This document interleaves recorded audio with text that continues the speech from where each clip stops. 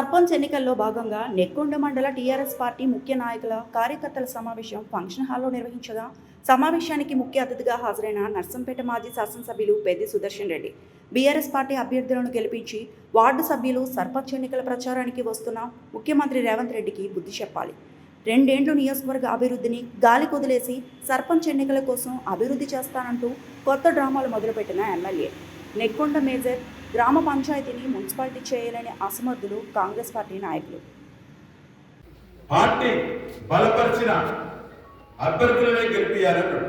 నేను ఇవాళ ఛాలెంజ్ చేస్తున్నా మిస్టర్ ముఖ్యమంత్రి రేవంత్ రెడ్డి, ఎమ్మెల్యే మాధవరెడ్డి, నర్సంపేట నియోజకవర్గంలో 179 గ్రామ పంచాయతీలు ఉండేది. మీరు 8 తీసుకుపోయి నర్సంపేటలో కలిపి మున్సిపాలిటీలా ఇంకా 171 గ్రామాలకి వాళ్ళ ఎన్నికలు జరుగుతున్నాయి. 171 గ్రామాలలో ఇలా నెక్కొండ మండలంలోనే మాట్లాడుతున్నా, ఇక్కడ 39 గ్రామ పంచాయతీ ఎన్నికలు జరుగుతున్నాయి. ఏ ఒక్క గ్రామంలో నువ్వు నీ పార్టీ నా పార్టీ కంటే అభివృద్ధి ఎక్కువ చేసి ఉంటే అక్కడ మేము ప్యానల్ పోటీ పెట్టము.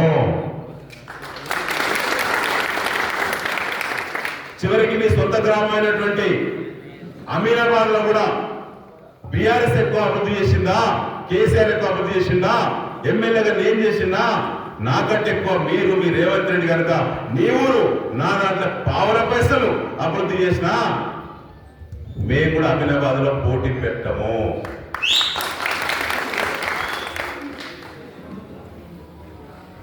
నేనేమంటున్నంటే నీ ముఖ్యమంత్రి రేవంత్ రెడ్డి గారే ప్రకటించిండు, ఏ గ్రామానికైనా నువ్వు చేసిన కంటికి అవ్వడే పూర్తయిన పనులలో పోటీ పడదామా, నువ్వు ఆపినటువంటి పనులలో పోటీ పడదామా ఆలోచించు. ఏంటి ప్రజాస్వామ్యంలో అత్యంత వెనుకబడ్డ మండలం నెక్కొండ.